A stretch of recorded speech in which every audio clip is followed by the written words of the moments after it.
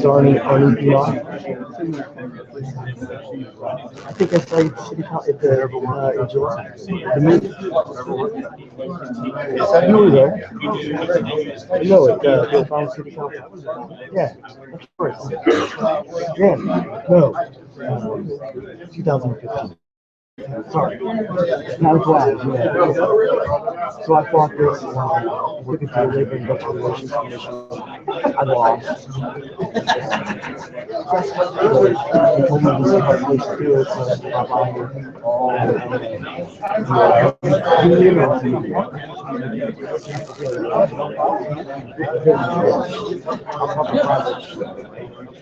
Public projects.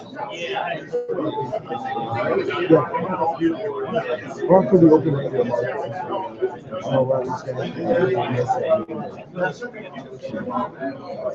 I'm here to do what's right for you.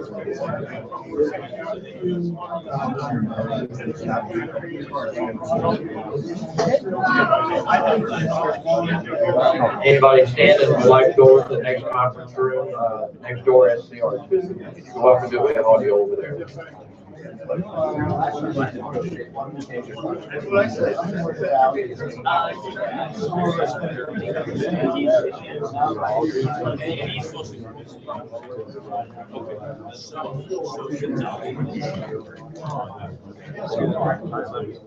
And as far as wallet,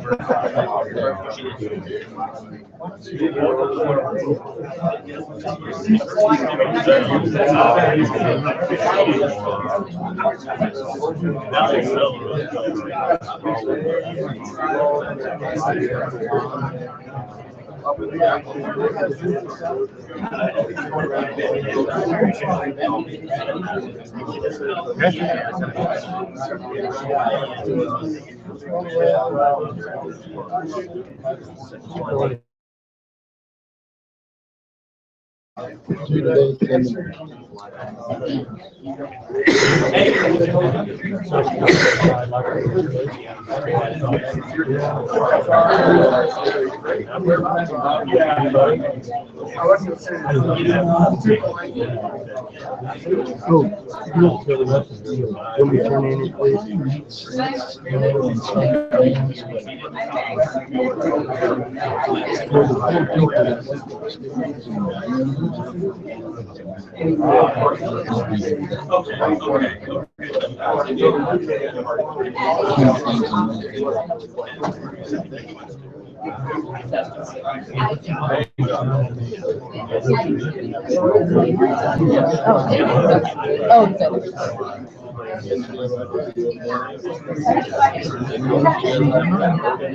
Oh, I don't know.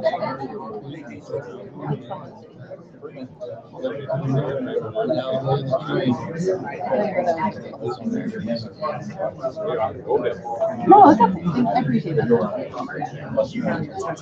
But I'm still responding.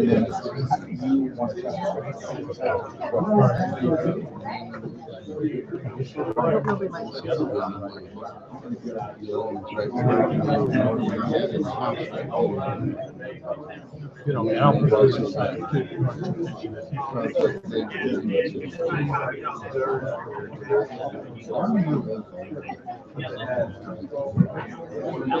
Nice to meet you.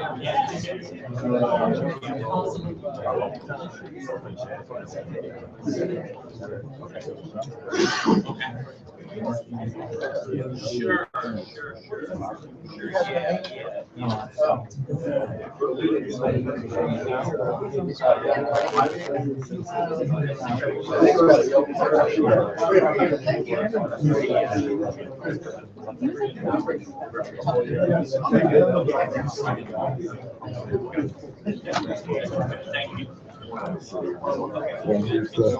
book on it.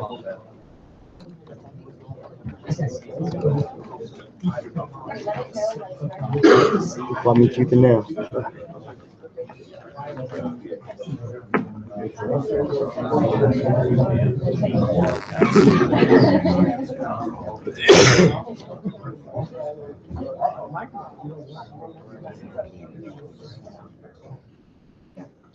Welcome to the Committee on General Laws. I'd ask that you all either take a seat or there is an overflow room in San Committee Room 2 where audio is available. And with the yeah, we have a quorum present. Mr. Secretary, call the roll. Senator Onder. Here. Senator Lively. Here. Senator Brown. Here. Senator Heigl. Here. Senator Hummel. Here. Senator Rizzo. Here. Well, a quorum is established. A quorum is established with 6 members, and we'll proceed with today's hearing. Today we are going to hear 3 bills, Senate Bill 20, Senate Bill 29, and Senate Bill 182.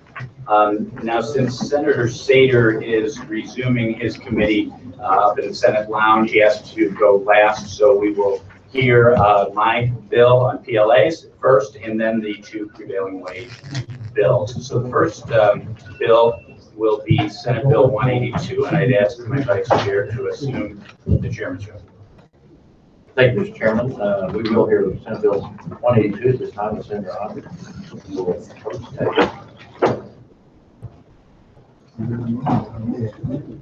Senate Room 2.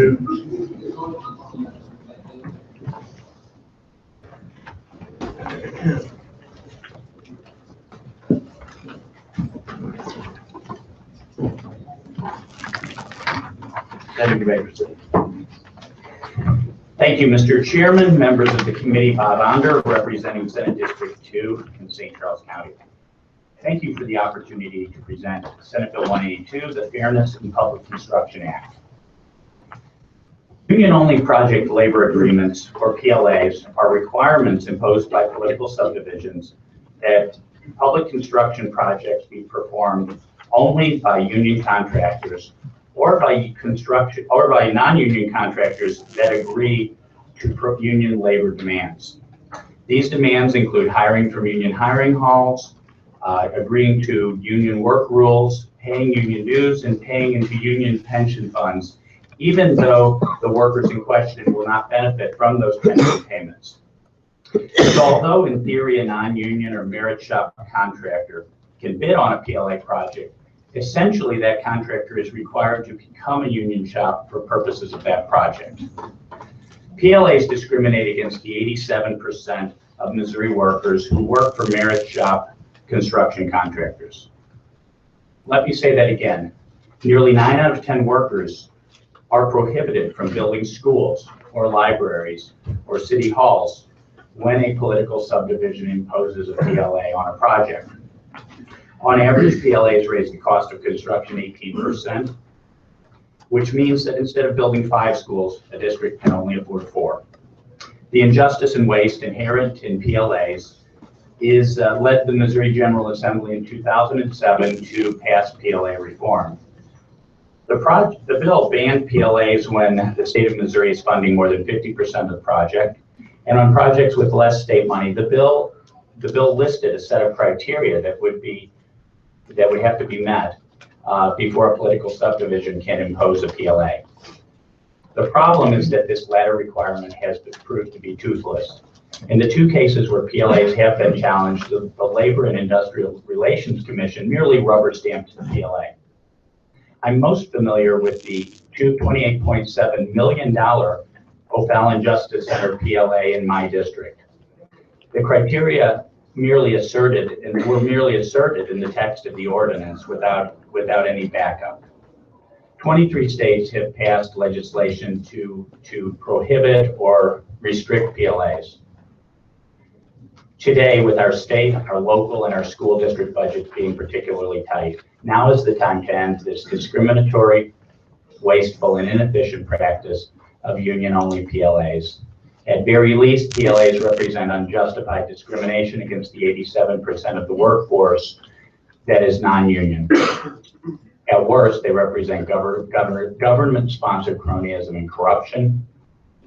I urge adoption of Senate Bill 182 by this committee, and I'd be happy to take any questions.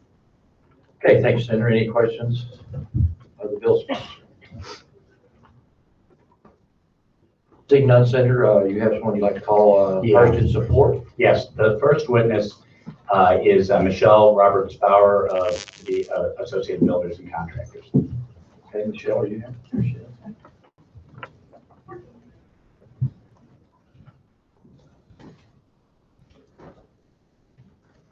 Good afternoon.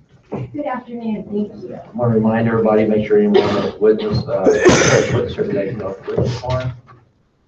And introduce yourself and make proceed. Good afternoon, my name is Michelle Roberts Bauer. I'm the president of Associated Builders and Contractors, Heart of America chapter. We are a trade association representing construction and construction-related firms across Missouri and Kansas.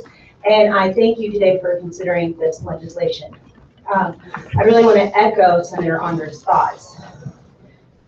Because of the restrictions that PLAs put on the projects, we see decreased competition, which raises the rates and the cost to the taxpayers. Proponents of PLAs will tell you that they are necessary because they ensure a safe project delivered on time with trained professionals. They simply do not. There is no empirical evidence to support the claim that PLAs increase workplace safety.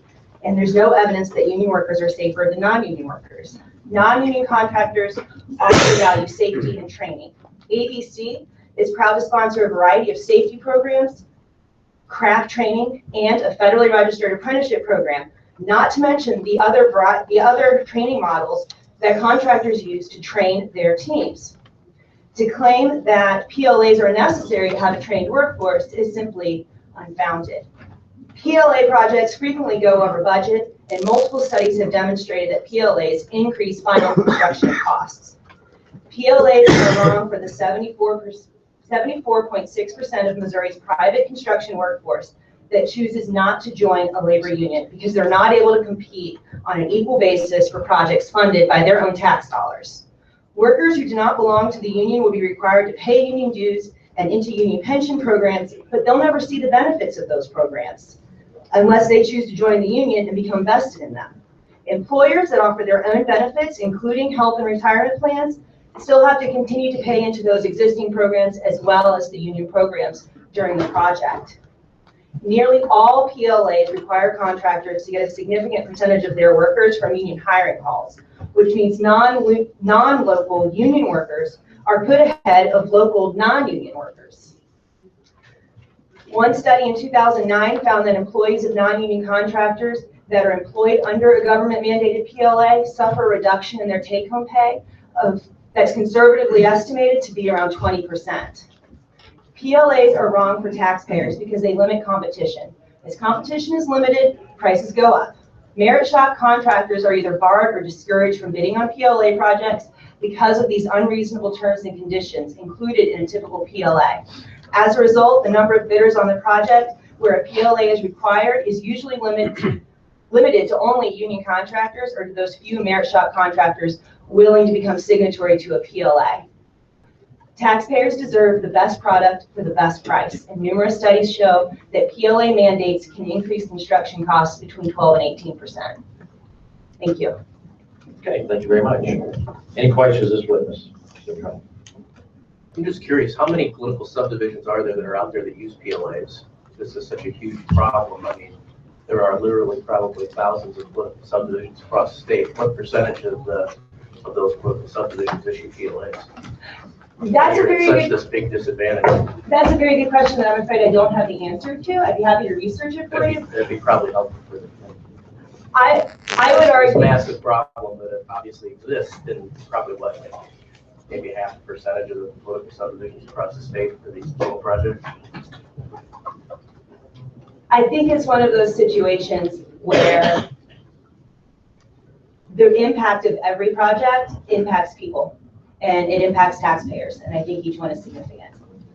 I'm just happy that the governor last night talked about local control being best control, so I'm sure he's going to not support this legislation since we're taking local control away from all these different political subdivisions.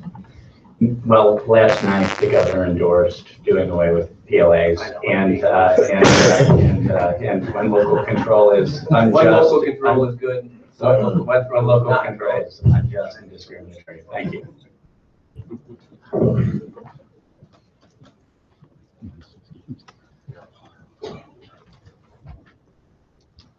Okay, any further questions of this witness? Seeing none, thank you very much for coming. Next, up in opposition. And I don't have a list of opposition witnesses, Okay, so so if someone does, I'd be happy to work off it, but otherwise they can come up one at a time. Thanks. Okay. Next up in opposition. Occupy a seat, introduce yourself, train your witness form, and you may proceed. I'm Jim Paul. I'm happy to take the first bullet in this. Do what now? Take the first bullet in this one in opposition. And I'm here on behalf of Missouri AFL-CIO. PLAs are used throughout the state, but only on the appropriate projects. PLAs are an important tool that government entities, just like the private entities, use for projects that are large in scale or technical in nature. The law as it exists now has proper safeguards, which the bill sponsor alluded to, which require specific findings, a specific hearing, and with rights of appeal. PLAs are implemented in the state on the public sector only for the best and most efficient uses. And there are times when PLAs are considered and not used. The current bill's penalty provisions further only serve to complicate needed public works, in that it not only would require perhaps equitable relief and attorney's fees, which is fine, but it would also then, which I think is in the current bill, equitable relief if the PLA is not correctly introduced. But also it would then remove funding from that political subdivision, not just for that project as I read the bill, but blanketly, which is quite a discouragement for anyone entering into any project where they might think that being for or against the PLA would be raised in court. So for that reasons, and for many others, we think we're against this bill. If there's any questions, I'm happy to entertain them. Okay, thank you very much. Any questions of this witness? Seeing none, thank you so much for coming. Thank you. Next up, Senator, you have someone else on the Yes, board. my next witness is Tim Weir of AMF Electrical.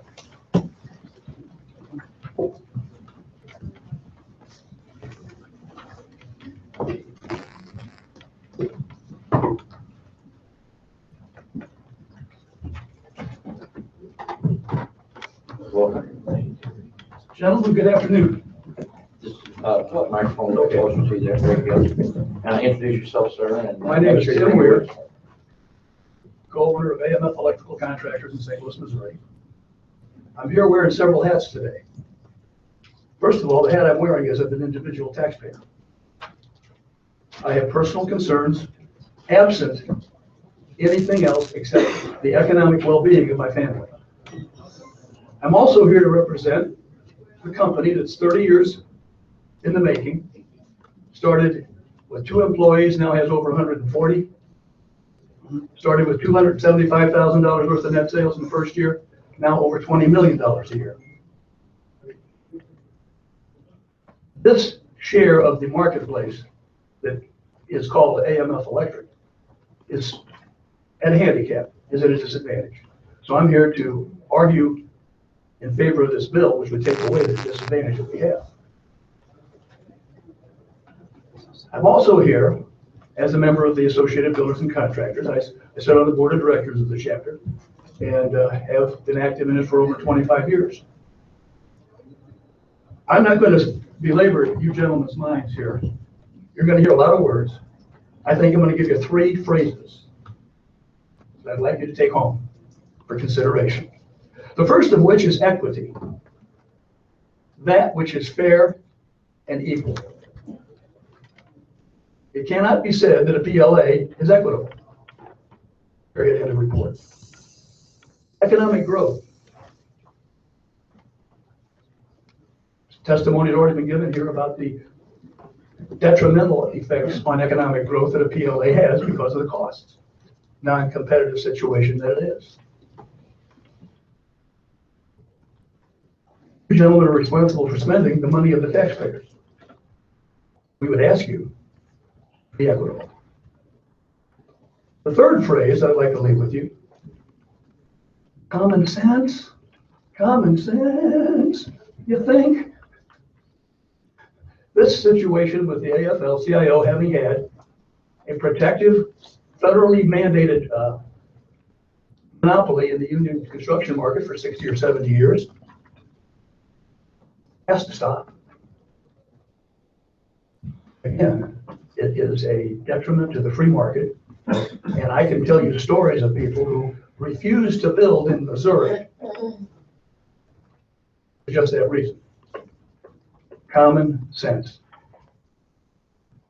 I urge you to vote in favor of this bill. Thank you. Thank you, sir. Any questions of this witness? Thank you very much for coming today. Next up in opposition. Next up in opposition. Is there anyone in the SCR room next door wanting to testify in opposition? We need to find that out.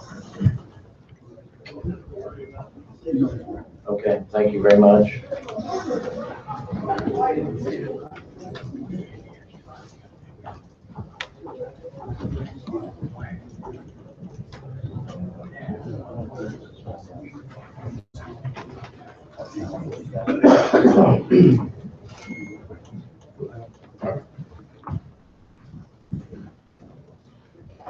Good afternoon.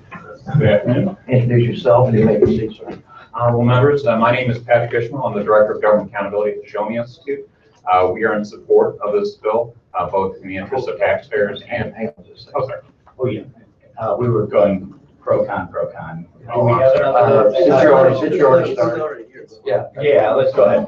And I'm sorry, I'll repose in the other room. Both in the interest of taxpayers and in the interest of non-union workers as well. And I'm happy to take questions. All right, any questions as well? Seeing none, thank you very much. Thank you.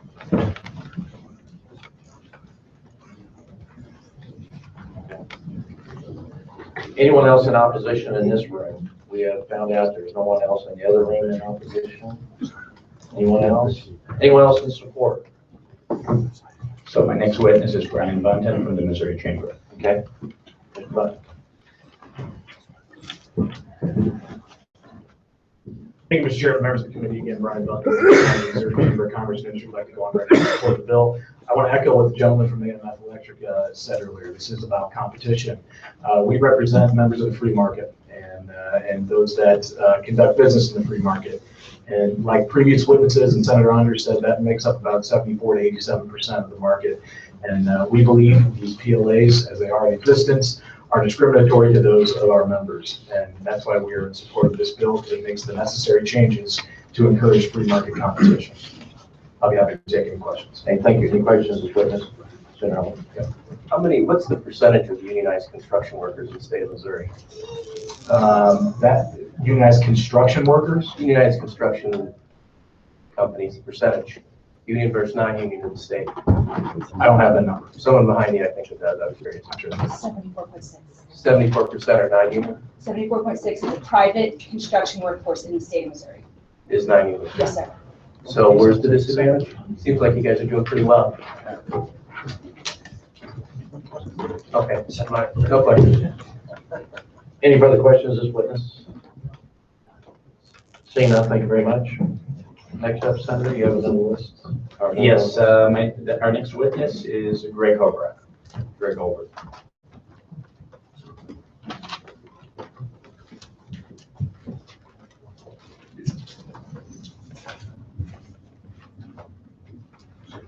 Good afternoon. Good afternoon. My name is Greg Holbrook.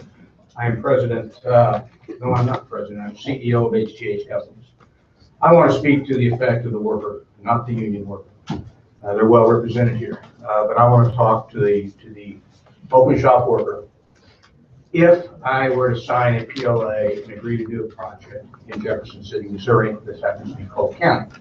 If I were to sign a project under a PLA in Cole County, most of the PLAs would allow them to use my workers. That's provision of most PLAs. So I could bring my sheet metal workers on. Now remember, these are the same guys that would have done the work anyway.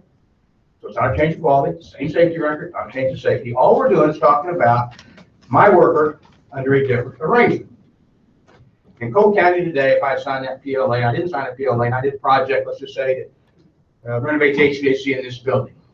I would pay my worker $40.26 an hour for every hour he worked here.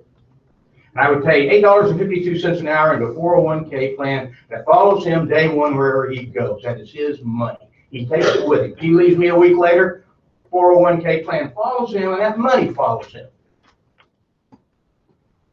If I were to take that same worker and I would work him under a PLA agreement, first off, he would have to join the union, and I would have to not join the union, he'd have to agree to the union rules. I would have to sign an agreement that would be project specific and would end at the end of that project. I may have incurred a liability relative to the unfunded vested liability of that pension fund, which the lawyers would hang out, argue about later, because I may have an unfunded vested liability in that pension fund down the road because most of them are underfunded, and they may tag me with that later. But I'm going to assume I can get out from underneath that. Let's talk about the worker. The worker's wage rate would drop from $40.26 an hour to $31.34 an hour. He's going to take an $8 haircut. On top of that, he's going to pay union dues. I don't know what the union dues are, but I'll guess $100 a month. Just going to guess, a couple bucks an hour. I'm close.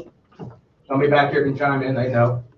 On top of that, I'm going to contribute $17.04 an hour to the union's pension funds. That money will not follow that worker when he leaves. That money stays with the union. So in the end, if I were to sign a contract and do that project under a PLA, it would cost my worker, if he worked 1 year, $34,000. Excuse me, $34,000 because I signed the PLA. Personally, I don't think that's fair. And that's why they should be outlawed. Thank you, and I entertain any questions. Thank you, sir. Any questions of this witness? Well, I thought you were going to, you reminded me of Senator Green years ago. You kept looking at me, so I thought I might. I don't want to ask every personal question. You're right. Thank you. I apologize.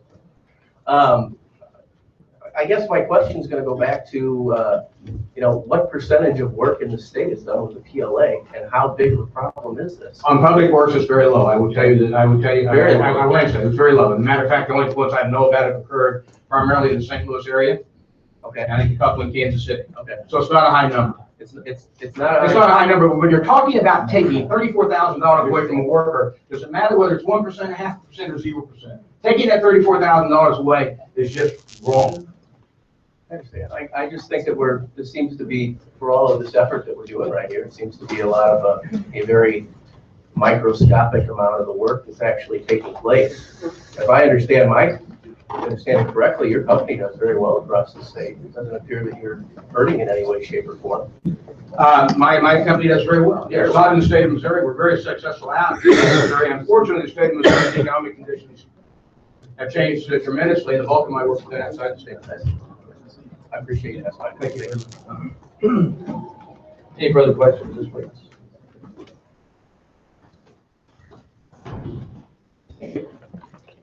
Senator, anyone else in support you have on your list? Caleb Hunter is next.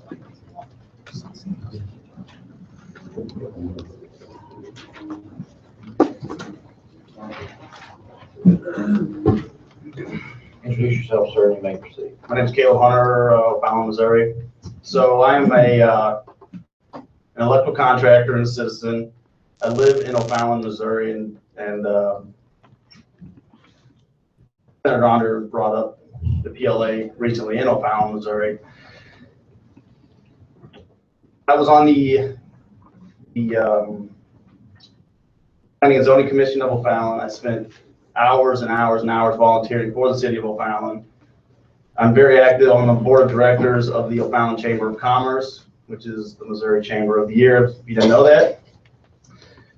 I spend thousands this year alone. I'll probably spend $4,000. I'm an electrical contractor in O'Fallon. My shop is in O'Fallon. I pay taxes in O'Fallon. I was a citizen that lived in O'Fallon and paid taxes in O'Fallon. The city decided to have a PLA for this new justice center that they built or are building currently. So the thank you that I got as a tax-paying citizen and business owner with employees that live in O'Fallon, the thank you that they get is that we have no chance ever to bid on that project without fundamentally changing the structure of our company, which is wrong.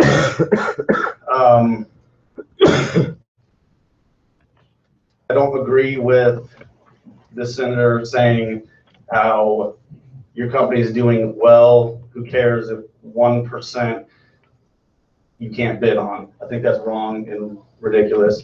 I grew up not rich by any sense of the imagination, and I knew that living in America with the freedoms that we have, that I can do anything, make as much as I want, because we have a free market. When I found out that this PLA cut me out as a contractor and a citizen, I basically felt like I had a gun put to my head saying, you're gonna pay for this, but you get no chance to work on it, which in turn means none of my employees can work on it, which is wrong. And the best part about this is when I was fighting this PLA in O'Fallon as an independent contractor, this is my favorite part of the story. I love this. So I'm a small mom and pop shop, and the union was mad at me for standing up to this PLA, and they sent letters they pulled every permit in the entire metropolitan area on jobs that I had, sent letters to every one of my customers and said, if you do not fire this contractor, we will picket all of your jobs because I fought this PLA. This needs to stop immediately. This bill needs to pass. This is highly important. And that's all I got. Okay, any questions of this witness? Seeing none, thank you very much for coming today. Anyone else, Senator? Next witness is Andrea Plunkett. Okay. You may be, there we go.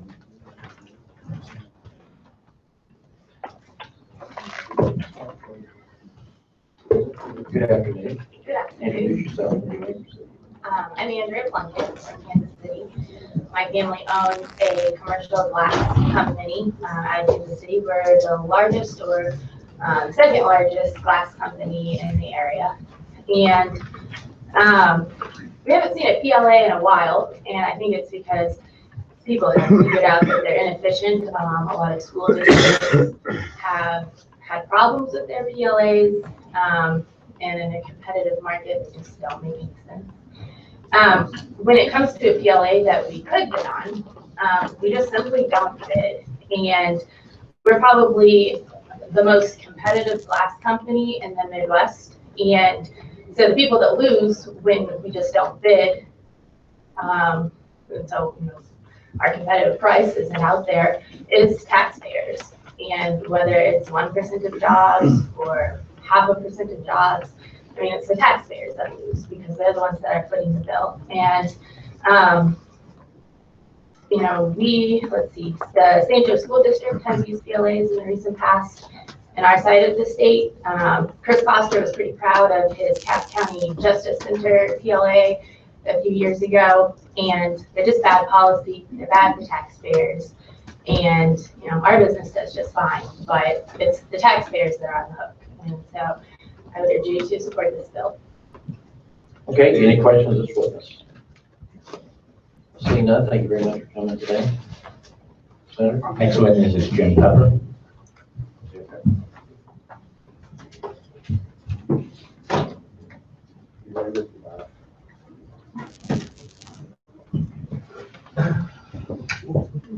That's a tricky step right there, I've been hearing.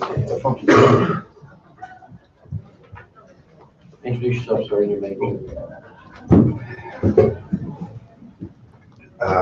Good evening. My name is Jim Pepper. I'm a former councilman from the city of O'Fallon, very much involved in the union-only PLA that happened there. I'm here supporting SB 182. My first question, rhetorical in nature, is why in heaven's name would there ever be a law that picks winners and losers in an economic arena based upon required membership in an organization? I have provided each one of you exhibits that I presented during basically the Chinese fire drill that ended up passing a union-only PLA ordinance in O'Fallon. There's some file folders up there.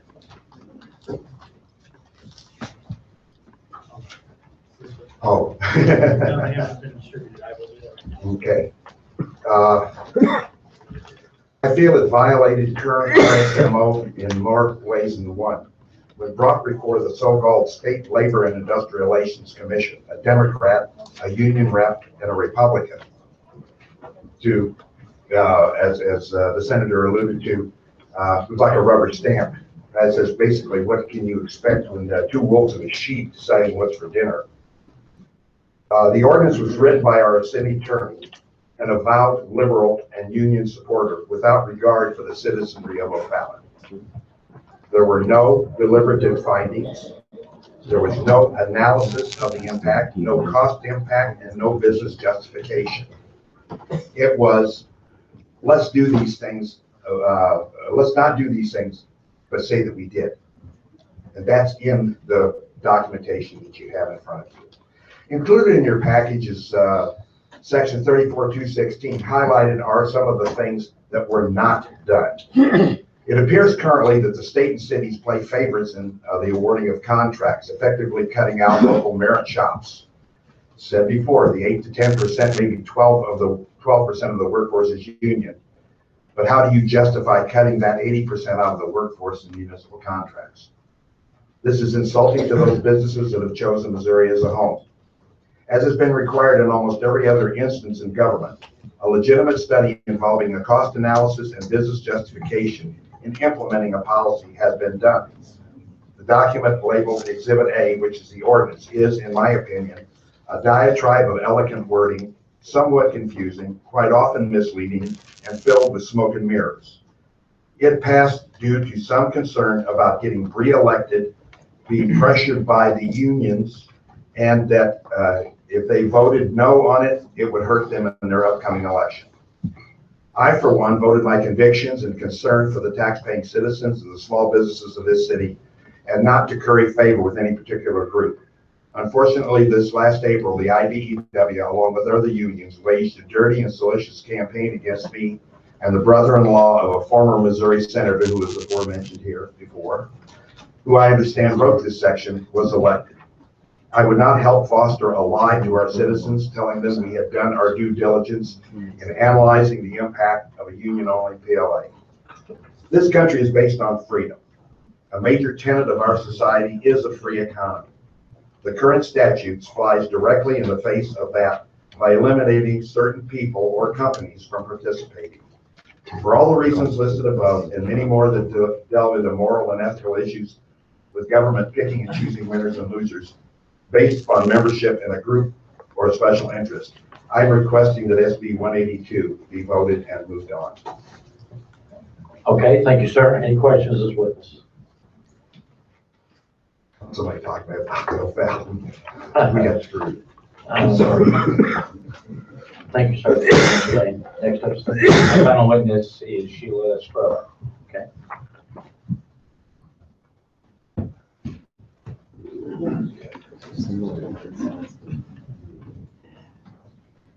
Hi, Sheila Spurla with the Independent Electrical Contractors. I am out of St. Louis, also representing the Cape Girardeau area and Sedalia area. Much like Michelle, who is with the ABC, we do the same thing. We run an apprenticeship program for electrical contractors. This has been a problem for us. It inhibits the contractors from bidding. I know I have had a recent situation in Oakville schools where they had a bid out there, and as soon as they had evidence or feeling that there might be non-union people interested, all of a sudden they got notice that there is now a PLA on the project. Wow. So now it kind of eliminates us. Not that we can't bid, we certainly can bid, but the cost to a non-union contractor is astronomical. And right now for electricians, just the fringe benefit alone is $24.97 an hour. That's outrageous. Plus they have to pay their own benefits. So it's really costly, and I just would like to support this legislation, SB 182. Okay, thank you. Any questions as witness? Seeing none, thank you very much for coming today. Anyone else in the room in support? Senate Bill 182.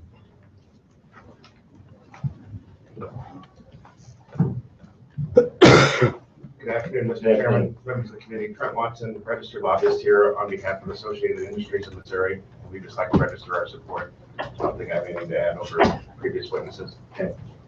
Thank you very much. Any questions as witness? Seeing none, next witness. Anyone else in support? Senate Bill 182. Anyone in the other room Okay. Thank you, Mr. Chairman. I heard from the, Yeah, one over here. okay, thank you.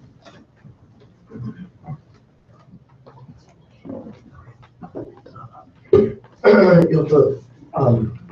beg your pardon, but I lost my voice getting over a flu 10 days ago. Well, we've got a 3-minute deal anyway. There we go. I'll try to get through it.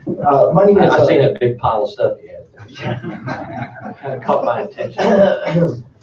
This is the crux of it. My name is Arnie Deanoff, and I am a resident of the city of O'Fallon in St. Charles County.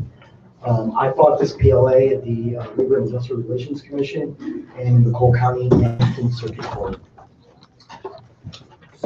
I have a dream. My dream is twofold.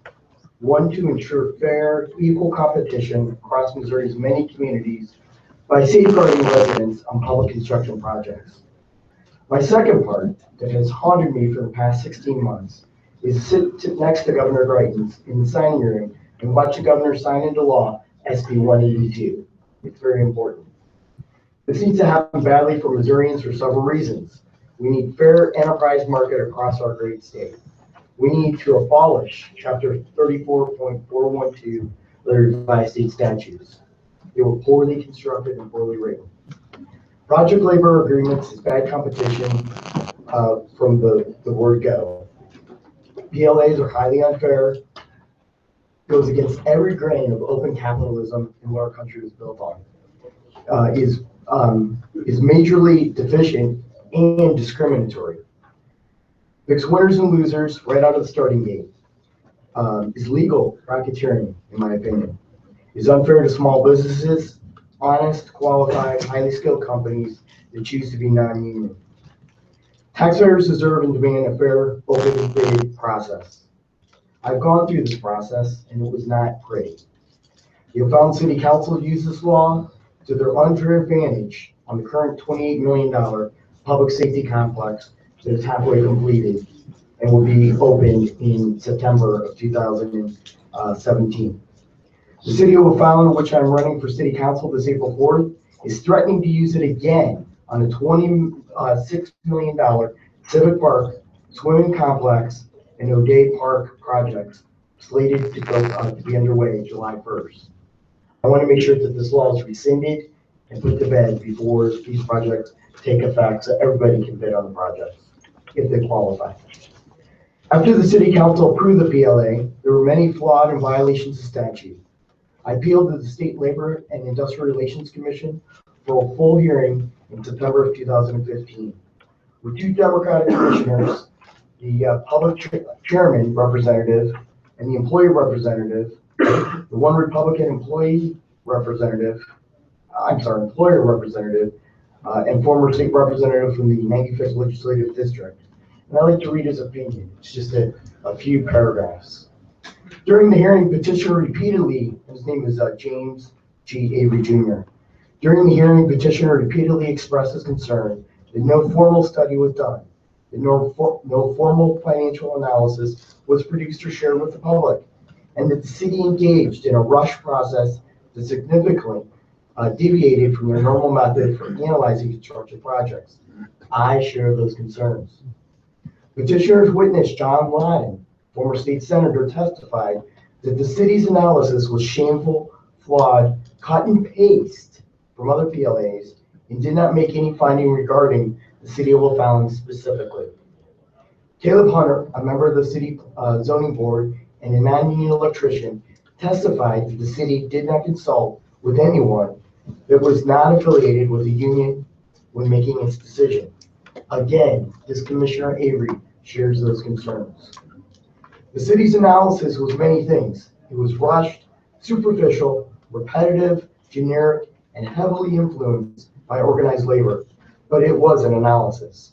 In addition, it was rational in that the city's findings, minimal and generic though they were relevant to the achievement of legitimate city objectives. Commissioner Avery, in his opinion, went on to say, this kind of rush analysis is bad public policy, and it's bad governance. However, it complies with the minimum and essentially toothless requirement of 34.216. Okay, to be fair with everyone else, you're gonna have to sum up, please, sir. Okay. This is the only issue that the commission is empowered to consider. To interface with the political question would open the floodgates for every citizen who is not satisfied with a particular outcome. Petitioners' remedies lie in the political process, not before the commission. And that's why Senator Onder got involved. I then appealed the decision in the 19th Circuit Court. Okay, we're gonna have to move on. I'm sorry. Finish up right here. Well, you keep turning pages and pages and pages. And I'm very sensitive to those pages and pages. Basically, the court's. Okay, go ahead. It was a Democratic judge. She was supported by $275,000 of union contributions. She took on the Republican Cole County Circuit Court. So basically, I'm asking you to rescind this law, and I'm asking you to abolish the senseless and unfair and unconstitutional law once and for all. All right, thank you very much for coming today. Thank you. We have a lot of folks who need to testify and a lot of other hearings to go through. Any questions this witness? Thank you very much for coming today. Thank you. Anyone else in support? Senate Bill 182. Anybody see any hand waving or anything? I missed a hand waving all around. Senator, would you like to sum up? Thank you, Mr. Chairman. Excellent job. You had big shoes to fill. Well, I would just say the PLAs are wasteful, they're unfair, and although it may not happen every day in public construction projects around the state, it has happened. The issue has arisen 3 times in my district in the last year and a half, so I'd urge this committee to adopt Senate Bill 182. Thank you. Okay, this will conclude the hearing on Senate Bill 182. Senator, what bill we want to go to next? We are going to Senate Bill 20, Senator Brown. Okay, Senator Brown. Senate Bill 20. I'll turn it back over to the chairman when he gets back in the chair.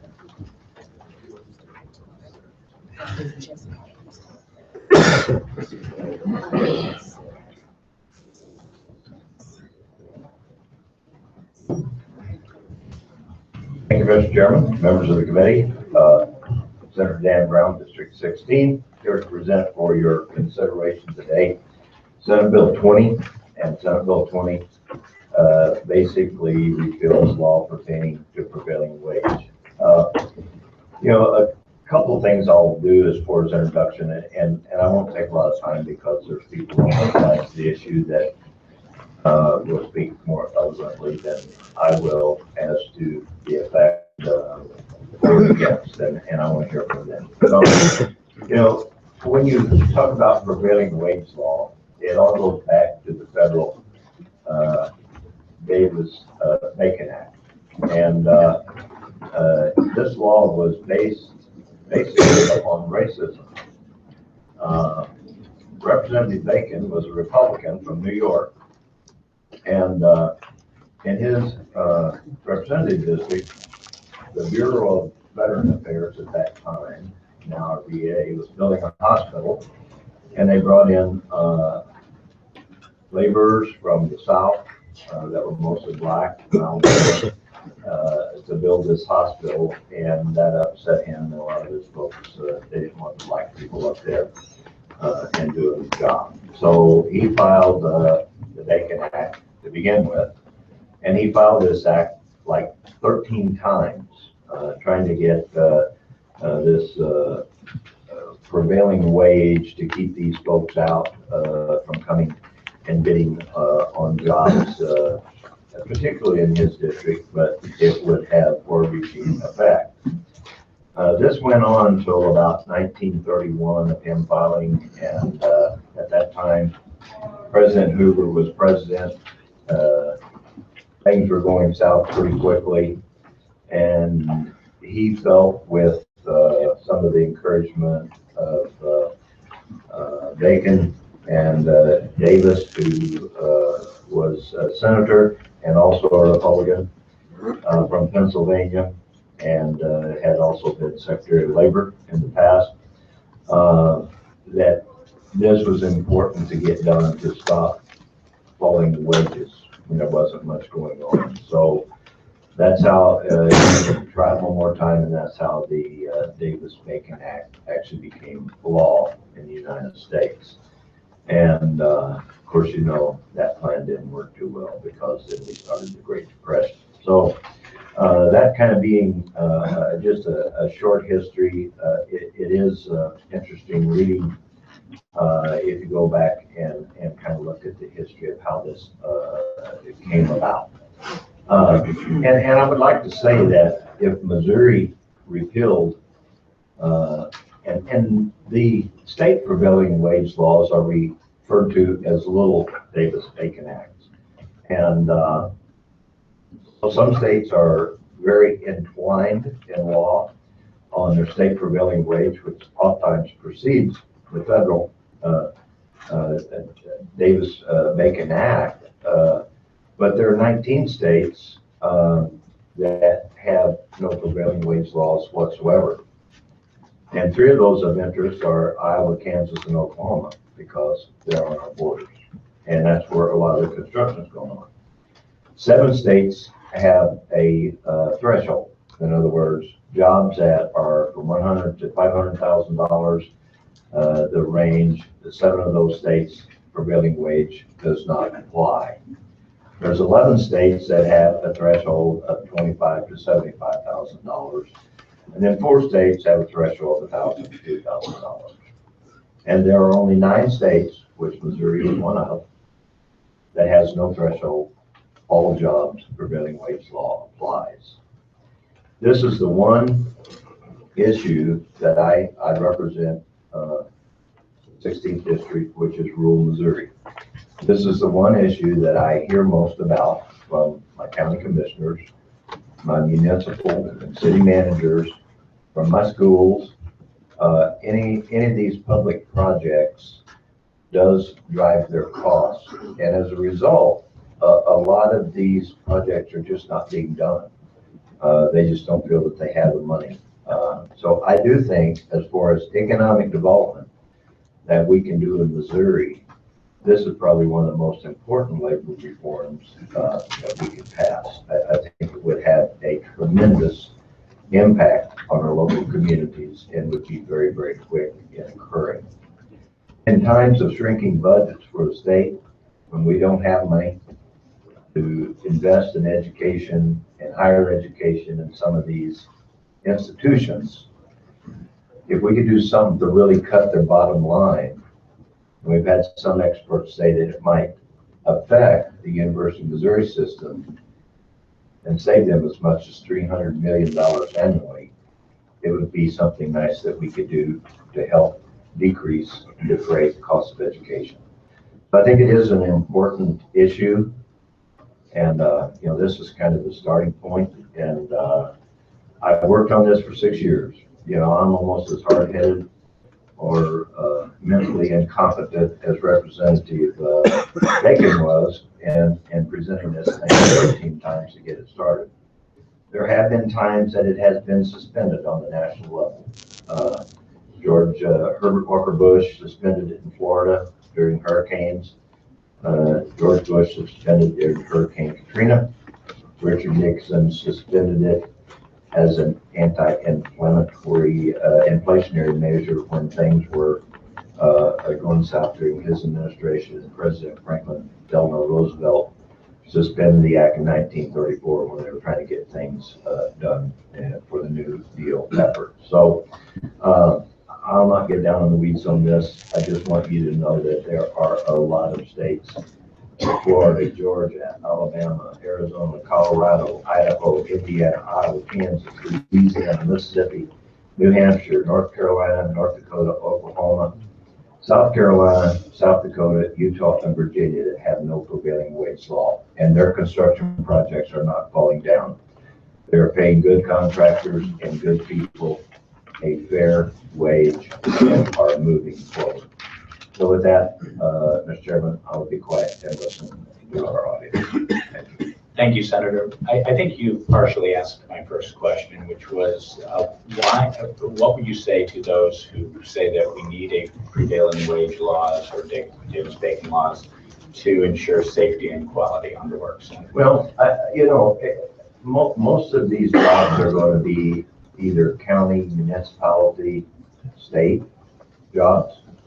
And there's all kinds of inspectors, building code people, and all these. So I do not think that we're going to see a tremendous loss of wages or a tremendous loss of safety concerns. I think that the fringe benefit portion of some of this may help employ a lot more people because we've got a lot more going on. Thank you. Any further questions of the bill sponsor? Senator Rizzo. You mentioned Hurricane Katrina, and that they was suspended. Didn't, and I could have completely been mistaken on this, but I'm pretty sure that George W. Bush actually reinstituted it because nobody would come to work in Hurricane Katrina for the wages. Is that correct? He suspended it for 1 month, and most of them it's like a month. They suspended. Franklin Delano Roosevelt actually suspended it for 3 weeks, which didn't have much effect. Yeah, I would argue, a month probably didn't have much effect. Right. So he did end up reinstituting. Absolutely. Yeah, okay, thank you. And there's been a lot over the years, if you actually,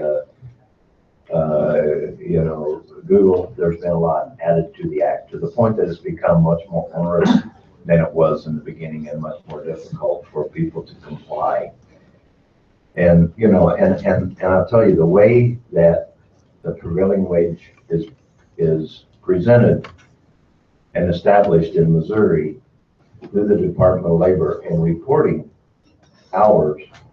A lot of folks, a lot of labor unions in the past say, no, all you gotta do is report the hours. Well, in fact, the Labor Department, if those hours get competitive in an area, usually let the locals know that, hey, you're gonna have to increase your hours or the wages are gonna go down. In an area like mine in the collar counties around Fort Leonard Wood, we're never going to have a true projection of prevailing wage because the Davis-Bacon Act and the amount of construction that goes on Fort Leonard Wood.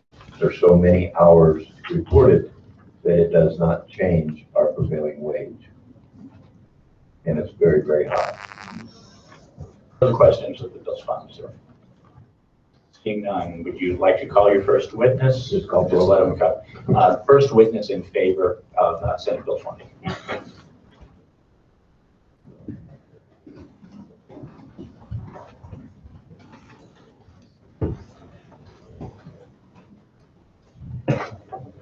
Good afternoon, Mr. Chairman, members of the committee. My name is Richard Sheets, and I'm with the Missouri Municipal League. And our Missouri cities have long supported reform of the prevailing wage law. And as with the senator, one of the most common concerns I get from our cities for years is with the prevailing wage law and how it's administered and how in outstate Missouri in particular, the rates that are given to them are just not a reflect of the rates that are paid in the private sector in their counties. Cities use public funds, tax dollars, to fund these construction projects, important public projects, and as a finite source, they have the responsibility of reporting back to the taxpayers. And when the costs are driven up, that's prevailing wage. It's hard for them to go back and explain that. And many times, as the senator indicated, many projects were put on hold or stopped because of the funding. So we've long sought a reform of this law, and we stand in support of that. I'll try to answer any questions I can. Thank you, Mr. Sheets. Can you think of projects that were not done because of? I don't have any specific ones. I could probably get you some, but I get calls from cities that they're constructing, public works sheds and putting roofs on buildings, doing this kind of work, and that 1/3 increase just stops the project. They don't have the funds to do that, and that's a real concern. And does that tend to be? Is that your best estimate of the increased cost? It might just about a third. That's about 30 years working with it. It's been about an increase of a third, and that's that's a general statement, but that's what I've seen. Thank you. Further questions of this witness? Senator Hummel. Senator, I'll try not to be the one that asks every question today. You said that when they get the prevailing wage, that's not actually, they don't feel that's the actual wage rate that's going on in their jurisdiction. Is that what you said? Yes, Senator. And why? Well, the problem has been how they determine rural counties prevailing wage rates. Sure, but didn't we just a couple of years ago adjust a way to do that? Didn't we just, maybe, I don't know, if it's 2 years, 3 years ago, it seems like we just passed a fix that we were gonna give a certain amount of time to let, especially for rural counties, to try to get them a little more tool to more accurately reflect that. Are you familiar with that law? Well, I do recall that. The problem is getting those surveys in, reflecting the rates in those counties. It's just not happening. That's what I've been. So in those counties, those contractors are just not doing their job to get the wage rate up. They're just not turning in those. For whatever reason, I can't say why or why not that's happening. It's just not happening. Right. And so the Department of Labor goes elsewhere, probably in urban areas, to get those rates for that particular project. And that's really the real problem. It's the rates. And this is across the board. City officials throughout the state, outstate Missouri, have told me that same story, that their rates are just not accurate. And I guess my question is that if this is such a huge problem for outstate Missouri, why is the outstate Missouri getting on their contractors to actually turn in their hours? I'm sure that discussion is that's a question. It seems like, so did we not just pass something a couple of years ago to try to begin to address this? We did, and it had very little impact and has not helped. And if you look at the handout that is from the Department of Labor, it's pretty involved reporting. I don't believe it is. Isn't it just a matter of going online and putting in your hours? Most of, I can tell you in my area, I have a lot of open shop contractors, and they will not report because it often leads to a labor department inspection. Because they're paying below what they're supposed to pay. Why is that? Why would it result in an inspection? They would like to know the same thing. Is it because that they're not paying what they're supposed to be paying? No. It's because it's when they report usually. I'm just curious. I've never heard that. That's why. No, well, I hear it every day because I have a lot of open shop contractors that work on Fort Liberty. Okay. And it's to them it's not worth it. They would just as soon to not go through it. I understand. And then when they do report, and we can hand out a handout to the committee. When we sunshine some information from the Department of Labor showing that the locals would actually email the department and ask for how many hours have been reported to certain counties and whether or not they needed to report more hours to keep their figures accurate. So they actually did the work and got their contractors to report their hours. Well, there actually seemed to be some collusion on how things were done. Thank you. Further questions of Mr. Sheets? Seeing none, thank you for your testimony. Remember your witness form. And I apologize, but someone gave me a stickum with a list of witnesses opposed, and I don't know where I stuck my stickum. So if someone wants to reproduce that, if not, I saw your hand up first. Yeah, I will let you go next.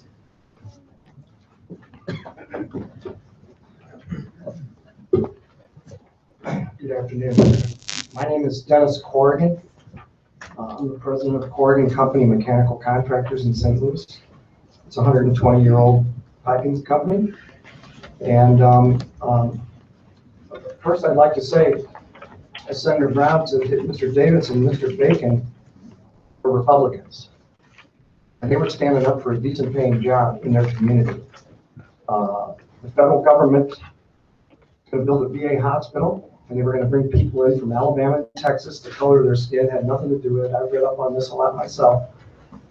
The local people were going to remain unemployed. So they rose up and they said, we want to build this hospital, and we want you to pay us a wage where we can raise our family, pay our rent, buy groceries, and live a decent life. And that they've spent. So I have a couple of points. One is I find it Well, why are we using the power of this body and the state treasury to create an environment where people from Texas and Oklahoma can come in here and pay substandard wages and take the money that you and I have put in the state treasury back to Oklahoma and Texas? I don't understand it. Second of all, last year, right at this table, Senator Brown sat here and said that the people that oppose prevailing wage felt the reporting process was burdensome and they didn't want to participate. So, you know, I would say, why can't we require them to participate? People here have said 85% of the work in the state of Missouri is non-union. So if the desired lesser wage is a prevailing wage, I'd be fine with that. I can sit down across the table from the union signatory people that I'm signatory to and tell them, hey, if you want to compete in this market, this is what you got to pay. So maybe the lesser wage is already the prevailing wage. We just don't know. And I find it very hard to gather that 15 minutes a month and 3 clicks of the mouse is too burdensome. In this day and age, there's nothing to it. I mean, we do it every day. Finally, you know, there's lots of energy in this building right now about sticking it to the unions. They do a pretty good job mostly. We have our problems and we work them out. But this prevailing wage is about preserving a decent paying job. And another part of that is we are charged with maintaining a skilled workforce in the state of Missouri. The work is not steady, it's cyclical. If you pass legislation, drive wages down, it's going to be very difficult to attract good mechanics, the people you need when you're building factories, hospitals, power plants, the skilled mechanics that you're going to need to do this work. So, you know, I would say if you're thinking about revising the prevailing wage law, let's put some thought into it, have some good deliberation, and do it for the right reason.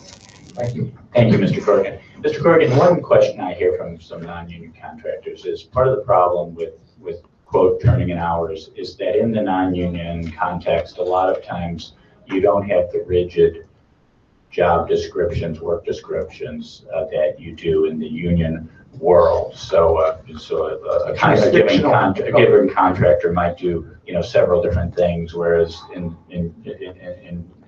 union shops, things are more regimented. So it's not exactly as easy to turn in hours, or not even, or that it isn't even relevant. That's true.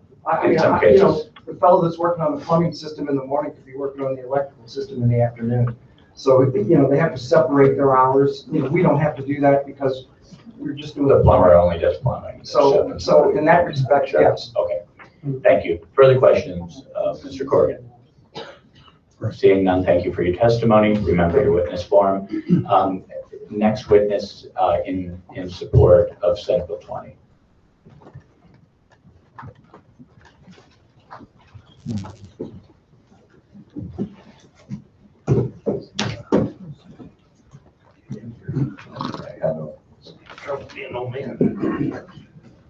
Good afternoon, members of the committee. Mike Reed, Missouri School Board Association, here in favor of this piece of legislation.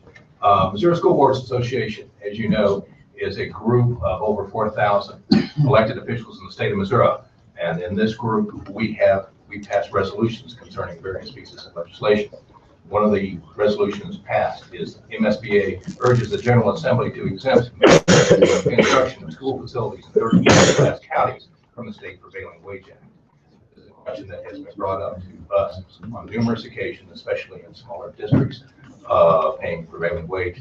We are stewards of the tax money from the districts, and we need to make sure that we pay it, that we get as much bang out as we possibly can. Thank you, Ms. Reed. Any questions of seeing none, thank you for your testimony. Next witness in opposition to Senate Bill 20.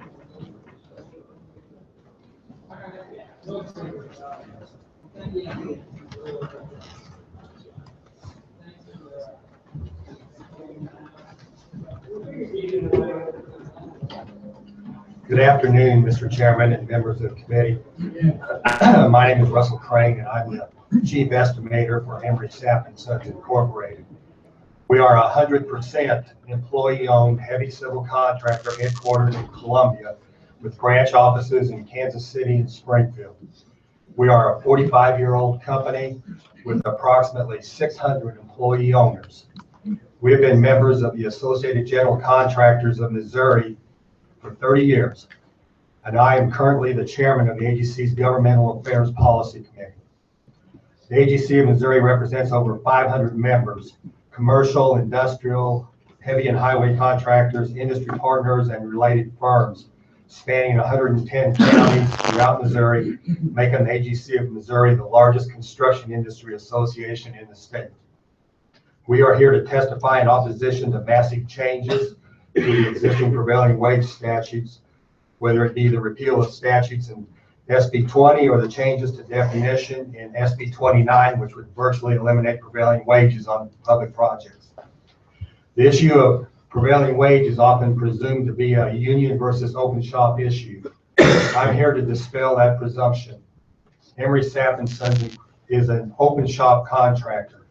Actually, 30% of AGC of Missouri's general and specialty contractor members are open shop, putting us in a unique position to speak with authority that is not just union shops that appreciate the merits of Missouri's prevailing wage laws.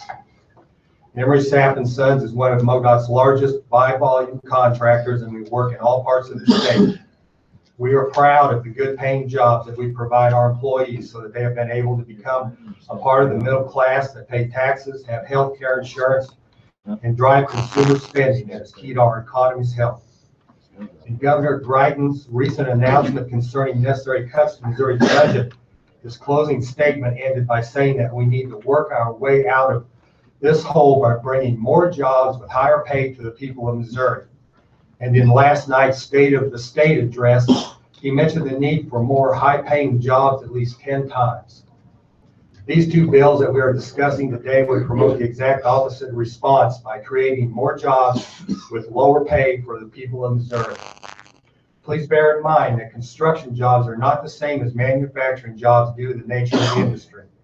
Construction jobs are controlled by weather, seasons, and availability of work in a competitive marketplace.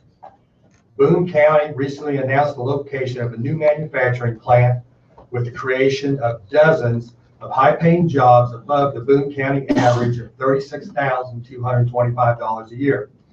These are the same kind of jobs that all politicians promised during their campaigns and that Governor Greitens feels is critical to improving Missouri's economy. A manufacturing job that pays $20 per hour, working a 40-hour week, 52 weeks a year. I'm sorry, that's 3 minutes. I'll let you go a little longer, but go ahead and wrap it up. This is a very complex subject that has been debated since Kansas passed the first prevailing wage. There are a myriad of intertwined issues that are a result of these laws.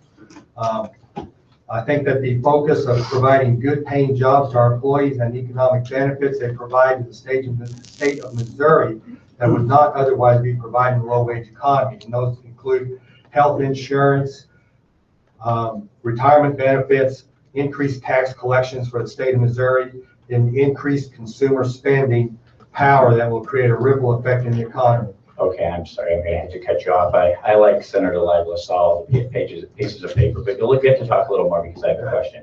Does Emery Sapp do any business outside the state of Missouri? We work in 4 other states. What 4 states are those? Kansas, Oklahoma, Arkansas, and Texas. So Kansas does not have a prevailing wage law, and I don't believe Texas does either. What about Arkansas and Oklahoma? Arkansas has a prevailing wage law. They do. And Oklahoma? Federal prevailing wage law. Well, sure, everyone has Davis Bacon, of course. And then Oklahoma, do they have a state prevailing wage law? I don't believe so. Okay. So how does Emery Sapp compete in those other states? We pay wages that are very comparable to what we do in the state of Missouri. And are those divisions of your company thriving? We are doing okay. The problem that I would like to say is that, if you think you're going to get a 20% savings, that 20% savings is probably labor. And in our projects, that labor is 20% of the total project. So you're taking 20% of 20% that you may get a 4 or 5% savings total. Okay, thank you for your testimony. Further questions of this witness? See, Senator Echo. No. Saw a finger up. Thank you for your testimony. Remember to fill out your witness form. Next witness in favor of Senate Bill 20.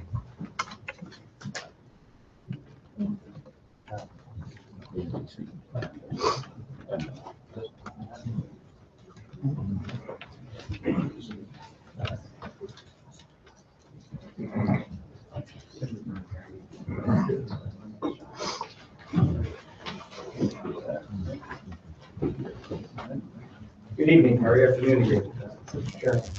Again, my name is Greg Holbrook. I'm CEO of HTH Companies. I was bound and determined not to comment at this hearing because I have testified too many times, but some things that were said that I couldn't let go. Yes, we did try in 2013 to change the prevailing wage law to impact the rural counties. Bottom line is it didn't work. We need to fix that. It did not work. We gave it 3 years. We did not get the results we hoped. We tried a compromise agreement. It didn't work. Why didn't it work? People don't report. Why don't they report?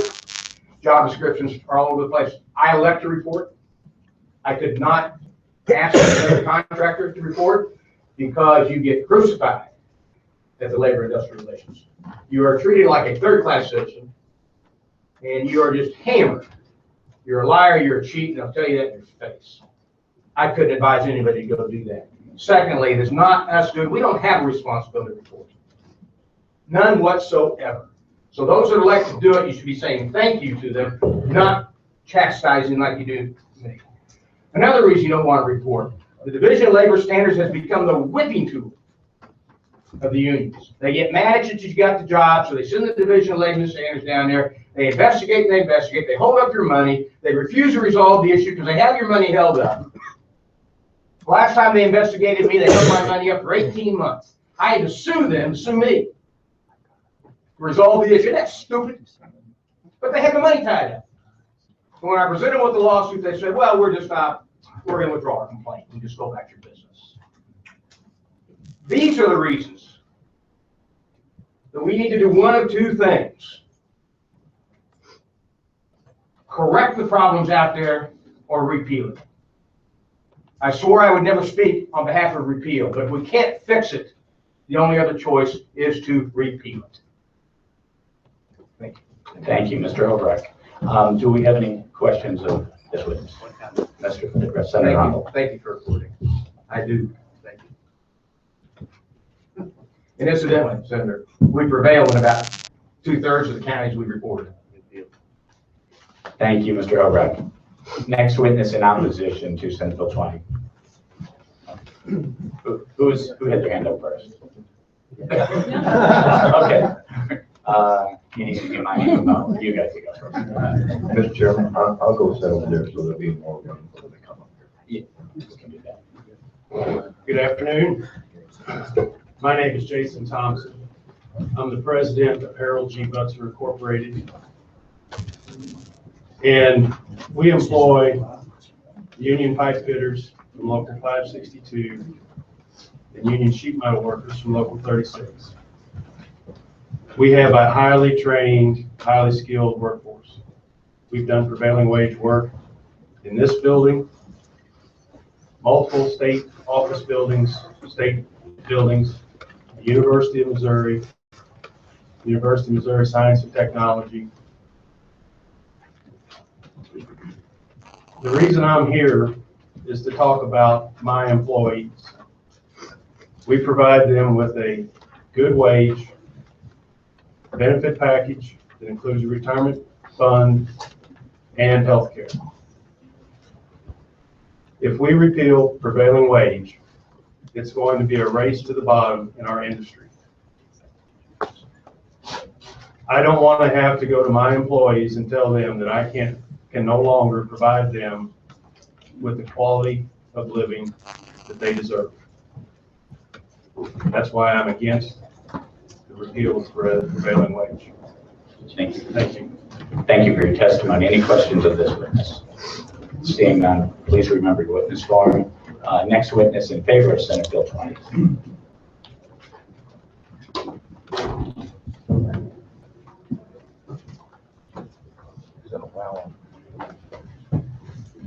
plan on this time. But, yeah, I'm in favor of this bill, and everything's pretty much been said that I want to say, but I mean, PW is a nightmare as a contractor to deal with, and I guess somebody was saying that Texas doesn't have prevailing wage. Is that what somebody said earlier?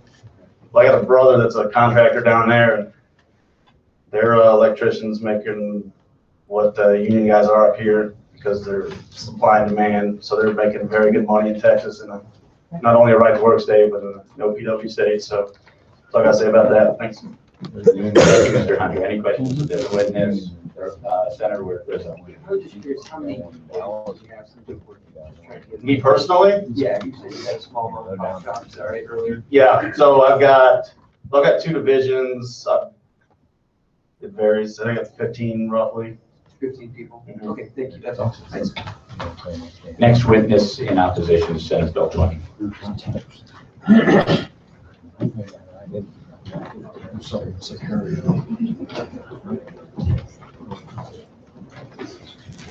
Thank you, Mr. Chairman, members of the committee. My name is Ed Deswanier. I'm Executive Director of the Heavy Constructors Association in Kansas City. I'm here really as a delivery guy, presenting to you a letter that was provided to your committee secretary from Kissick Construction Company. So Kissick is a past president of the Heavy Constructors Association, operates a family-owned business in Kansas City. And in his statement, I won't read it, you can read it at your leisure. He expresses his opposition to both Senate Bill 20 and Senate Bill 29 that's before you this morning for consideration. Our association likewise opposes both pieces of legislation. We feel that what we're dealing with here is a fairness issue. The reason that the Missouri legislature in the 1950s chose to enact the prevailing wage law was to ensure that there was fair pay for the people working on construction projects. I take note of the school district's comments in terms of the costs of projects on school districts, good for the school districts. The fact of the matter is that what we are talking about is balancing projects on the back of the working men and women who are putting those projects in place. And that is a fairness issue. And you notice that there is a fairness issue throughout our society coming up again in terms of providing people with a livable wage. Prevailing wages ensures that livable wages are provided to construction workers throughout Missouri. So thank you, Mr. Chairman. That concludes my remarks. Thank you for your testimony. We do have Mr. Kissick's letter that's been distributed to the committee. And note to other witnesses, feel free to comment on both of the prevailing wage bills, Senator Brown or Senator Sayers, if you have an opinion on both bills. Any questions of this witness? Seeing none, thank you for your testimony. Remember your extra witness form, further testimony in support of Senate Bill 20.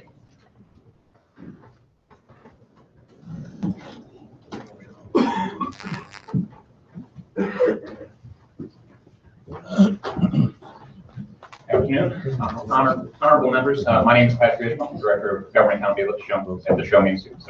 And we are in support of this as well. I'll keep it short. For taxpayers, for the school districts, for the workers who will be able to get these jobs, this is good reform. And I'm happy to take questions.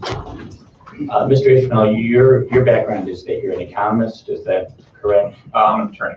You're an attorney by training, right? Okay. And do you have any estimates of this? Show me have any research, any estimates of the cost of prevailing wage in the state of Missouri? You know, there have been a lot of different studies done on it. We haven't done a study on it, but we've heard 20-30% as the added cost for these, right? And there are about 18 states right now that have no prevailing wage, and the wages paid in those states are actually very competitive. So, and the 20 to 30% added cost, is that to the cost of the whole, added to the whole project, or just project to the project as a whole, not just to the labor component? Correct. Correct. Okay, thank you. Further questions of Mr. Ishmael? Seeing none, thank you for your testimony. Remember your witness form. Further testimony in opposition to Senate Bill 20.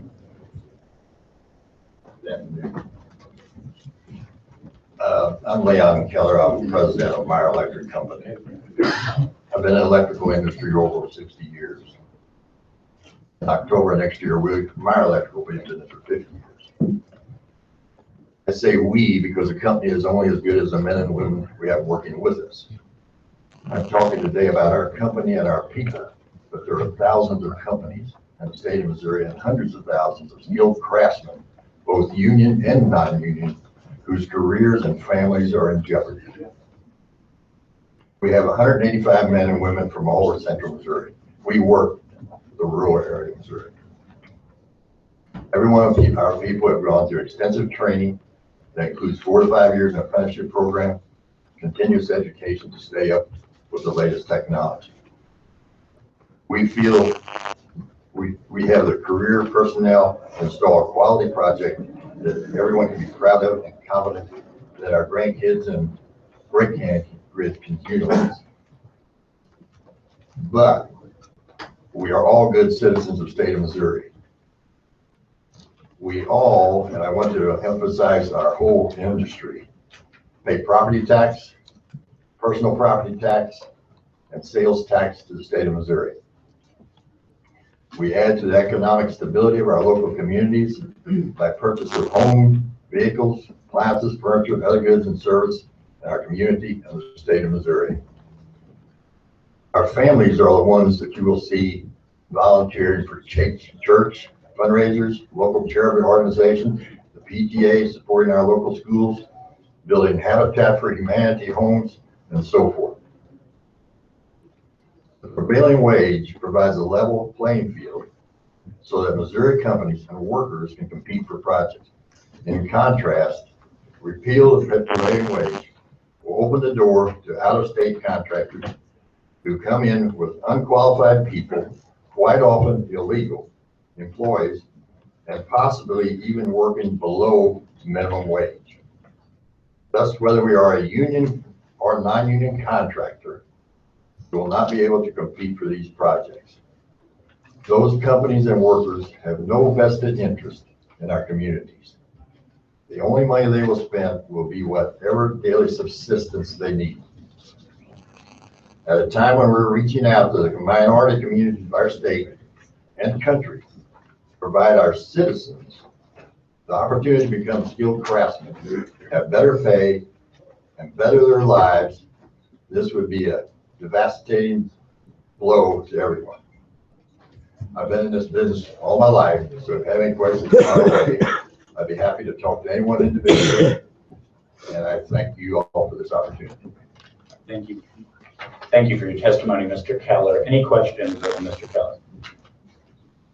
Seeing none, thank you. In the interest of time, we are going to be going into session at 2 p.m.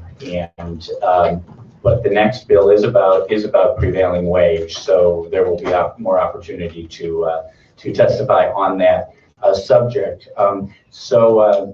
This being the end of testimony on Senate Bill 19, this will conclude the hearing on Senate Bill 20. This will conclude the hearing on Senate Bill 20.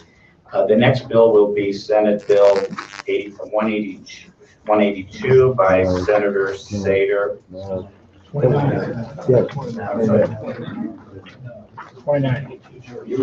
Oh, I apologize. Senate Bill 29 by Senator Sater. I get myself down as going last. So Senator Sater, when you're ready, feel free to proceed.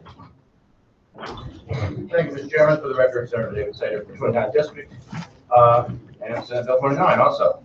Same number. This particular part of prevailing wage is just for maintenance projects only for public entities. Our small communities are struggling to fix their public buildings and facilities. They're struggling with their budgets. I am here to represent those small communities and towns who are forced to ignore the needs of their communities because prevailing wage laws compel them to pay for work far beyond the going rate. It's not just the amount of money that our districts have to pay extra to build a building, or our public schools have to pay more, but it's I'm like the city of Hollister, Missouri, the south of Branson, wanted to pave a parking lot, and they were having trouble because where Hollister is, it was such a small project that they couldn't get contractors that work with prevailing wage to even come and see them.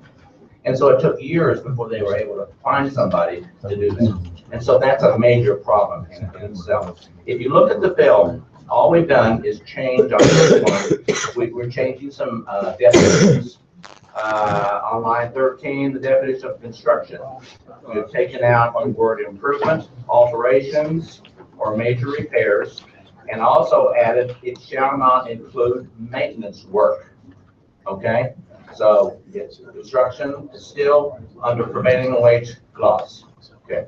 On page 2, on line 24, we have changed the definition of maintenance work. And it says it shall include repairs that restore existing facilities to a previous state or condition, or improve the utility or enhance the appearance of existing facilities. And maintenance work shall also include any improvements done that does not exceed the original cost of the facility. I think that's very important. So we've changed the definitions. This will allow our public entities to be able to afford these projects more, and just to be able to get a project going that needs to be done on a small a leak in a roof or whatever it might be. And especially in my area where we don't have any large communities. So with that, I'll be glad to answer any questions.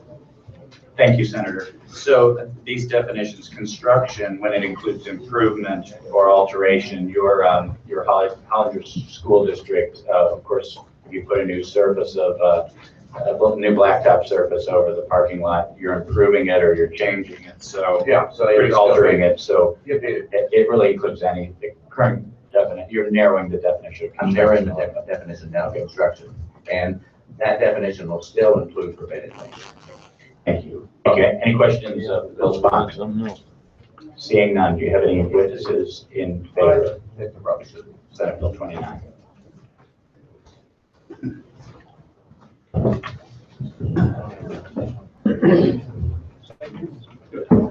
Mr. Chairman, members of the committee, again, Richard Sheets with Missouri Municipal League. I'm not going to repeat what I said earlier. We are in support of reform to prevailing wage law. I think one thing we have to remember that the prevailing wage law only addresses projects funded by public dollars. School districts, special districts, cities. And one of the complaints I get from a lot of our city officials is that when they're performing a public project, having a construction project, they get their prevailing wage, and then next door, the bank's having the same work done, and it's less expensive. So it's really not affecting the wage rate in that county. It's just making public bodies spend more money for those projects. And also, the complaint I also receive is that many times cities can't find contractors because a contractor doesn't want to bid on a public and on a prevailing wage job. So sometimes it limits the amount of contractors that are willing to perform that work. I'll try to answer any questions if I can. Thank you, Mr. Sheets. Any questions of this witness? Seeing none, thank you for your testimony. Remember your witness form. It's my understanding there's several people next door listening in on audio who would like to testify. It's my understanding Richard Craighead is one of the witnesses who would like to testify in opposition. Do you want to come forward, Richard?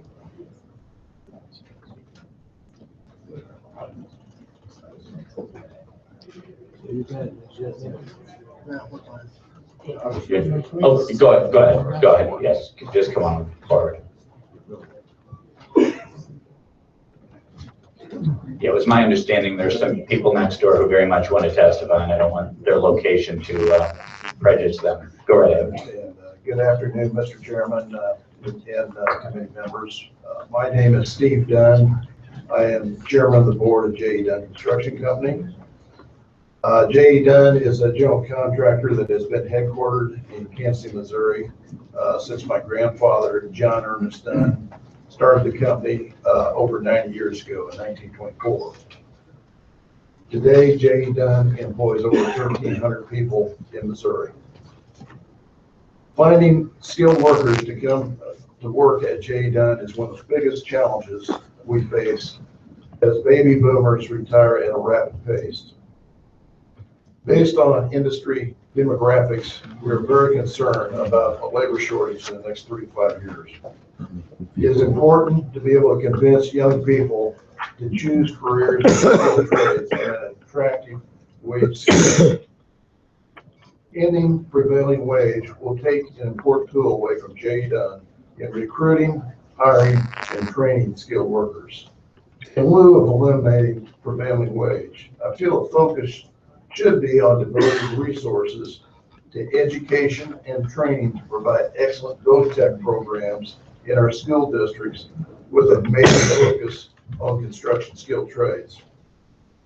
Because we value a quality workforce today and in the future, J. Dunn is against ending prevailing wage in Missouri. I want to thank you for this opportunity to provide testimony today on this important issue. And I know SB 29 claims to only deal with maintenance, but we do feel that the definitions are very broad in that field. Here to answer any questions. Thank you, Mr. Dunn. Mr. Dunn, does J. Dunn do work in Kansas? We do work in Kansas and about 30 other states. 30 other states, okay. Do you pay your workers in Kansas less than your Missouri workers? On our projects, we work with both union and non-union. Sure. And, you know, whatever the scale is, I mean, a lot of our work is subcontract out to non-union. Sure. So, it depends, I guess, is the answer. Yeah, I understand. Okay. Further questions?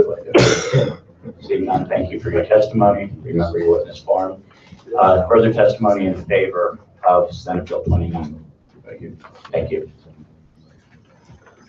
Thank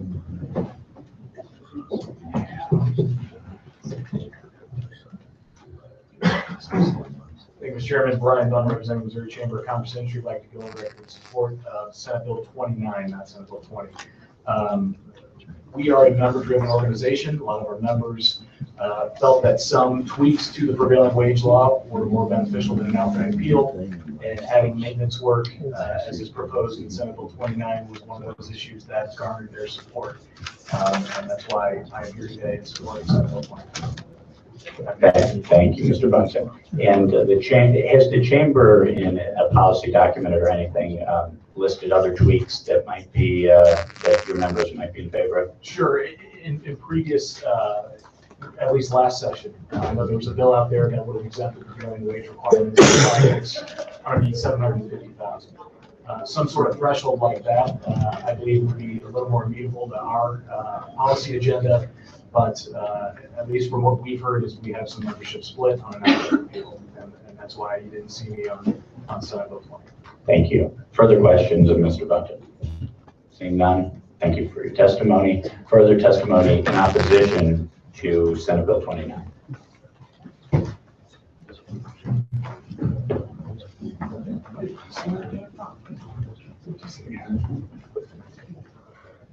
Good afternoon, gentlemen. Thank you in advance for this opportunity and for listening with an open mind. I'm Tim Weiss, President and CEO of TJ Weiss Contracting.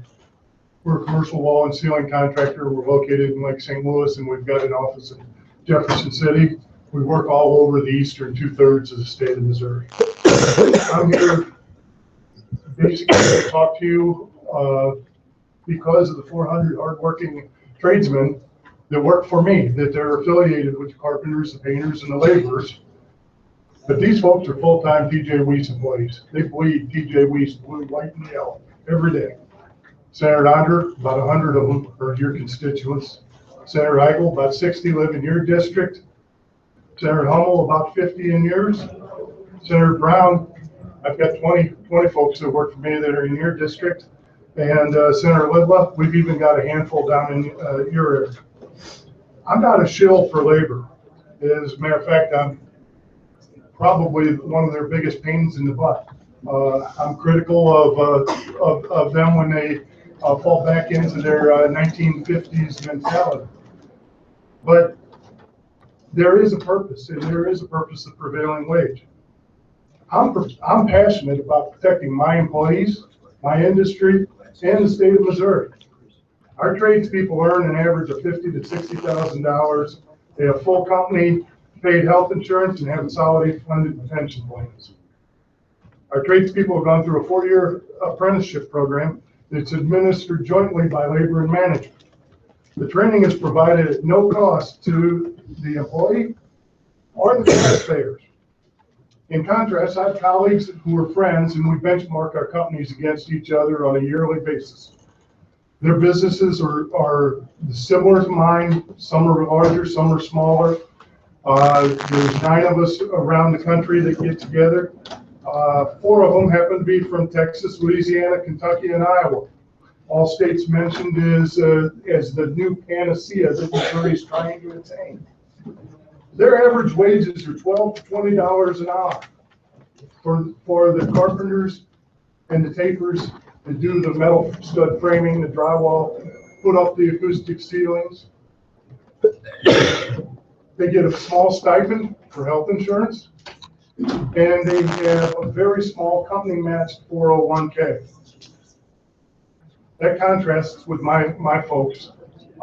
So now we jump down into, last night Governor Greitens reaffirmed his commitment to increase good paying jobs, to promote economic development and cut taxes. You guys know that the union construction pension funds have invested over $900 million to help finance construction projects in the state of Missouri in the past several years? Do you know that merit shop contractors in Texas, Oklahoma, and Louisiana rely on taxpayer-funded community colleges to provide and train their workforce?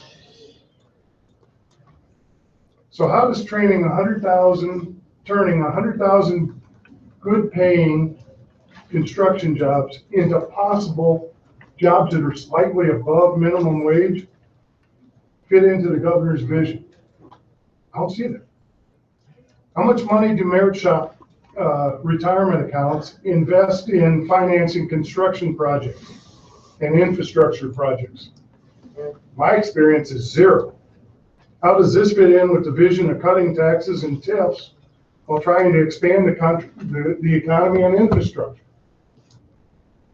How does causing taxpayers to pay for construction training fit into cutting taxes? We're over time now. So, well, in closing, I ask you to protect local construction companies, their local workforces, their local communities. Please leave the prevailing wage laws alone. Missouri contractors, tradespeople, and communities will thank you. God bless you guys. I know you guys got some tough decisions. Please take some time and think about it. You're hurting a lot of folks. Thanks, Mr. Weiss. Any questions of Mr. Weiss? Thank you for your testimony. Remember your witness form. Further testimony in favor of Senate Bill 29.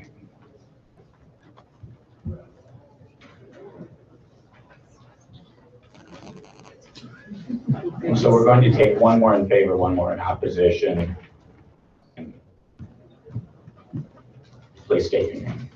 Hello, Senator, Chairman, Member of the Committee, Lisa Christie with the City of Nevada. And we are in support of this bill, and we appreciate the Senator bringing in the clarification for that construction.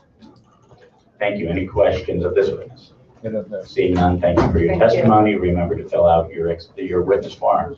And last, in opposition, Chris Schneegers, I understand this, drove down and was waiting here all day. That guy's been sitting here all day. Huh? He's been here all day. He has been. There's a lot of us that have. Get on up. Yeah, we're running out of time. Well, is Mr. Schneegers here? Schneiders.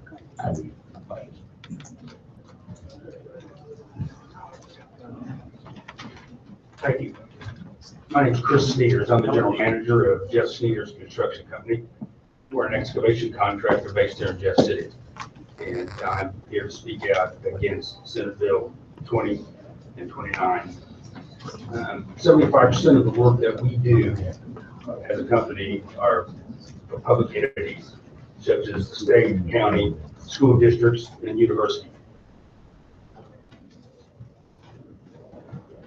Repeal the prevailing wage would make our business less competitive due to the competition of contractors paying lower wages. Prevailing wage keeps a level playing scale that all have to abide to. Our work on these public projects requires the best operators, laborers. We believe that their pay should be equivalent to the quality of the work. Thank you. Do we have any questions from Mr. Schneiders? Seeing none, thank you for your testimony. Remember your witness form. And anyone who would like to submit written testimony to the committee is welcome to do so, and we will distribute that testimony to committee members. But we're committed on running on time so that session can begin on schedule. So that will conclude our hearing for today's 3 bills. Do I have a motion to go into executive session? Do I have a moved by Senator Brown, seconded by Senator Lyman. All those in favor, say aye. Aye. Opposed? Seeing the ayes have it. Our first bill, I make a motion that we take up Bill 19 by Senator Brown. Do I have a second? Moved by. Yes. Wait a minute to clear out the hearing room. I didn't get anyone who doesn't want to be here for the executive session move to the hallway.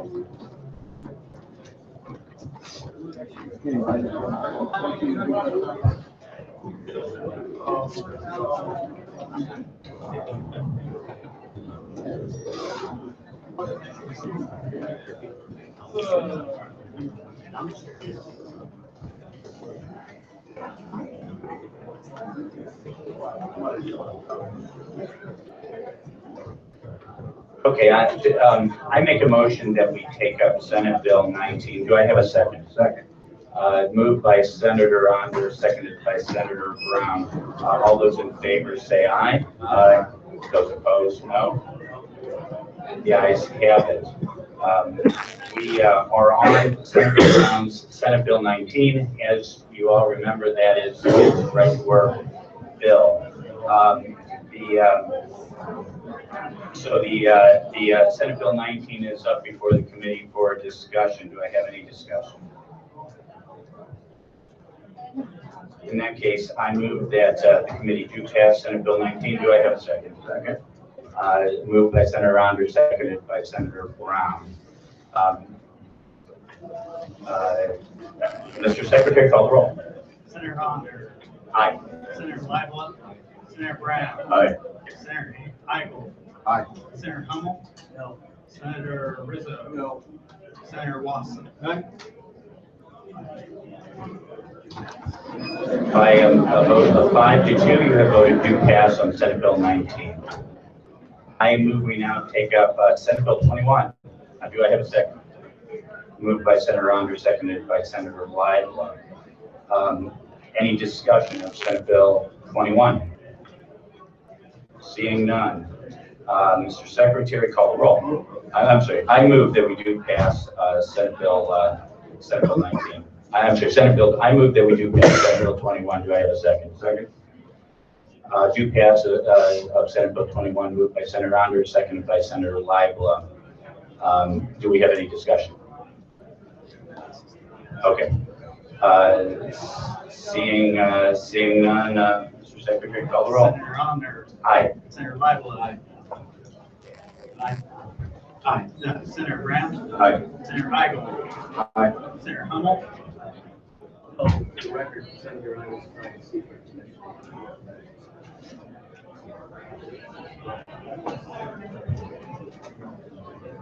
I can't read. No. Senator Watson. By a vote of 5-2, you have voted to pass on Senate Bill 21. Do we have any other business or discussion before the body? Seeing no business, further business coming before the committee, I move we adjourn. Do I have a second? Second. Moved by Senator Onder, second by Senator Brown. All those in favor say aye. Aye. Those opposed? The ayes have it. We are adjourned.